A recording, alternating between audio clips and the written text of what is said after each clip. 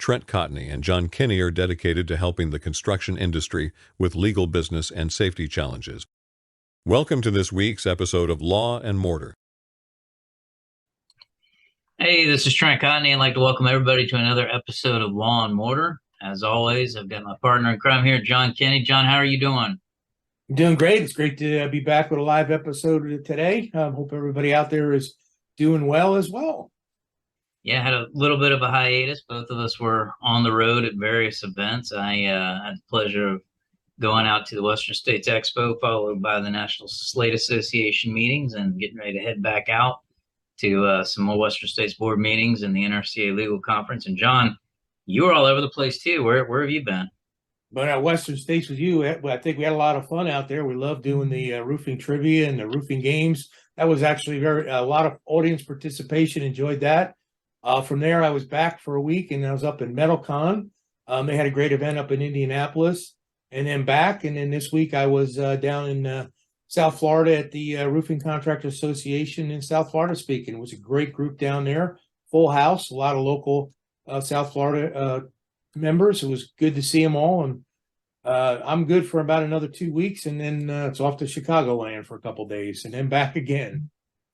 Yeah, and it seems like that's just kind of how it is now. You know, we're always on the road, always going to the next events. But while we were gone, a lot of different pretty big news stories came out. One of the ones that I was tracking in particular was this independent contractor rule, and they came out with a proposed rule finally, the Department of Labor did. And the reason why this rule is important is because it's a direct impact on the use of subcontractors. So, as you know, John, a lot of contractors out there use sub labor. And whether or not you are classifying a subcontractor appropriately as opposed to an employee is a big deal, because it affects things like withholding and whether or not you're keeping I-9s or OSHA, all that kind of stuff. So in this rule, what they did is they kind of cut against sort of the Trump administration mentality of being a little bit more business-oriented, business-centric. And they said, now we're going to look at the totality of the circumstances.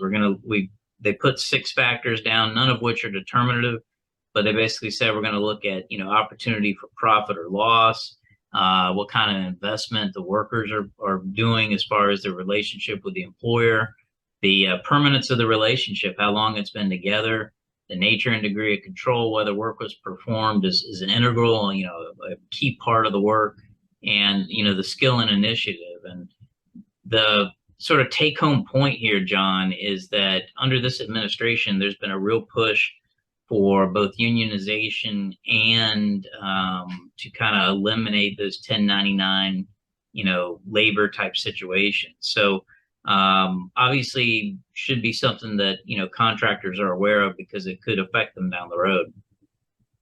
Yeah, and I could, my end, when I'm talking and dealing with contractors, that issue comes up all the time. And I will tell you, a great majority of contractors are not classifying correctly, even under old standards, much less anything coming tighter.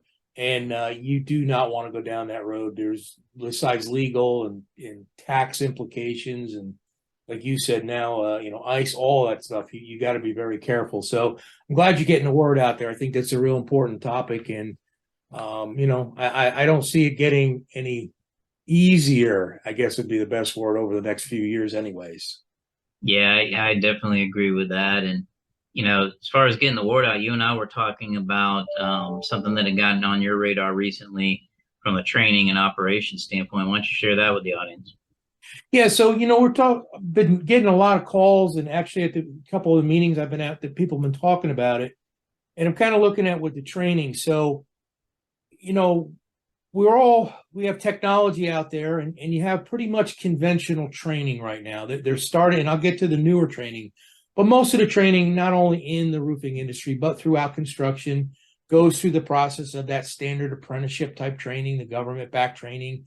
Was a 3-year program. Some are getting it down to 2. It's a lot of hands-on classroom training, hours worked on the job. Well, what we're starting to see is some of the other trades are starting to melt in augmented reality training. And that's different than virtual reality. And I just hit that real quickly in case a few out there don't know the difference.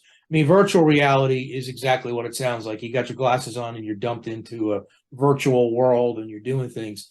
Augmented actually brings the real world items to you in a virtual setting. So basically you're training, and it's not, you're not have to be hands-on. Like if it's roofing, let's say, you could actually be welding a seam or mopping a roof or torching in all, with the augmented reality, and not be actually physically touching everything, but it's the same feel as being there. There's other uses for it, but training really seems to be taking off. And I'll tell you who's really pushing it hard right now is your plumbing, your pipe fitters and that, and also electricity, because they can learn how to do all this tag in, tag out, hooking up of all the stuff, doing the pipes, the soldering, all that, without physically doing it, and also heavy equipment. So you got to say, well, you still have to have hands-on. Well, you do, but the advantage is they're getting this down into the high schools and even lower grade schools where the kids can try this out, and they're starting to get the love of the trade. So they're learning how to, let's say it was roofing, you're learning how to put a roof on before you're able to even climb a ladder or physically do it. So I think there's a lot of advantages to augmented, and I think we're going to see a huge push out there in the construction training, moving from conventional to augmented. And I think you're going to probably see a lot of private companies push this big time out there. I wouldn't be surprised to see some of the bigger manufacturers start to really release this within the next year or so. Yeah, I think it makes sense. You got to figure out a way to accelerate training and to also get the newer generations into, the trades. And I think that's a great way to kind of go about doing it. Implement, old school techniques with new skill training. One of the things that I think has become apparent, at least since the storm, is that there are a lot of contractors out there that don't have the requisite skill that they need. I've often joked around, nobody ever calls me with good news. It's always, this roof is collapsed or OSHA's out or something like that. And that's what I'm here for. But, one of the things that I'm hearing is a lot of contractors having to go in and rework or repair bad workmanship. It's interesting because when you're navigating these insurance claims, you get these contractors that come out of state. Obviously, there's licensing and workers' comp issues, but they don't understand how rigorous our, rules and laws are here in the state of Florida. And not just in Florida, but outside of Florida, almost every single state, you have to be very careful about how you interact with an insurance company. Most states have some kind of statute on licensure of public adjusters. So you can't hold yourself out as a public adjuster. You can't, negotiate, policies or things like that on behalf of a homeowner. So it's sort of a fine line. You kind of have to thread that needle. You can provide information on scope, but if you start, negotiating supplementals or doing things like that, you end up in a situation where it's kind of questionable as to whether or not you're a public adjuster or not. And, some of these contractors that come from out of state may not have that level of requirement, or may not be enforced to the extent that it is here in Florida, but definitely something I'm seeing more and more of, navigating sort of the insurance framework, not just here in Florida, but in Texas and other, states that have a lot of hail damage or fire or hurricanes like we do. Yeah, one thing, especially in Florida, I've gotten calls from out-of-state contractors, as saying, well, I understand Florida released the laws till the end of November. You don't have to be licensed to work on roofs. I'm like, no, that's not what they did.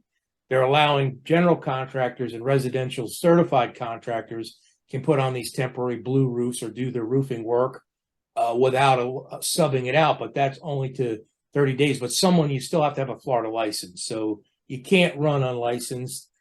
That's why I've been just sending back the articles of all the contractors out of state that are getting arrested in, Southwest Florida. You don't want to do it. I do think it was a little confusing the way it was released. If you're out of state, I could see, an honest contractor could easily get confused by the way it was worded, but you got to be licensed, you're safe. Yeah, that's it. don't play around with it because they're enforcing it. There's been several arrests already, and it's only a matter of time. It's like I tell contractors, tons of money to be made right now in storm affected areas, but you got to understand it's also a huge opportunity for government enforcement. They can hit their nut, they can get those fines. It's a lot of activity. So that is low-lying fruit to the government authorities. Yep. It's like the zebras going to the watering hole. There's crocodiles in there, man. It's just a matter of time. So Yep. So John, we're towards the end now, and of course, this is your favorite part. I know. The staff, unfortunately, keeps rising here because we had a little bit of a layoff, but this one I thought was kind of good. It's sort of a softball, but I think it's good that we talk about. So this one is from Jasmine. Jasmine's question is, where do we go to get information? Where do we find the information about what's going on in the industry? And I can tell you, obviously I talked to you, John. I mean, you're definitely in the know. But I like going to associations. I like hearing what they've got to say. I follow, all the publications, regardless of whether it's, Roofing Contractor Magazine or Roofer's Coffee Shop, Roofing Magazine, Coatings Pro, you name it, all those mags, and not just roofing related outside of that as well, Construction Executive, all that kind of stuff. So, and then other than that, I hit the occasional webinar, check out the internet and social media. I get a lot of news off of social media. What about you, John? Yeah, I mean, you hit the high points there. Your association, especially on a local level, that's great to join, get your information, work your way up. Definitely, like you said, Roofer's Coffee Shop, Roofer's Magazine, Roofer. There's all different ones out there, and HVAC to whatever industry you're in. There's some good trade publications that keep you up to date. Definitely social media. I recommend that they follow us for sure. On our social media, because we're always putting the most current content out there that we can for the industry. That's what we're here to do. And and manufacturers, if you're looking for anything specific on understanding a particular part of a roof system, I will tell you right now, manufacturers over the last couple of years have all their installation videos on YouTube now. So it's not like it was. You don't have to hunt that hard anymore. Only caution that I give anyone out there looking for information, make sure you verify the source that you're getting it from, because like anything else, example, roof installation, I've heard manufacturers make this very clear, make sure it's legit and it's ours, because just because another roofer is saying this is the way we do it doesn't mean it's right. And so just if you're looking for true information that meets all the standards and qualifications, just make sure you're verifying your sources. That's all. Yep. Well, I know the source to go to. I've got John Kenney on speed dial, so that's all I need to know. So with that, I'd like to thank everybody for making us the #1 construction law podcast in the world. Please stay tuned next week for another episode of Law and Mortar. In the meantime, if you got any questions for me, feel free to reach out. I am Trent Cotney, trent.cotney@arlaw.com. John, how can they reach you? John Kenney, and that's jkenny@cotneyconsulting.com. Great. Well, we'll see you guys next week. Take care, buddy.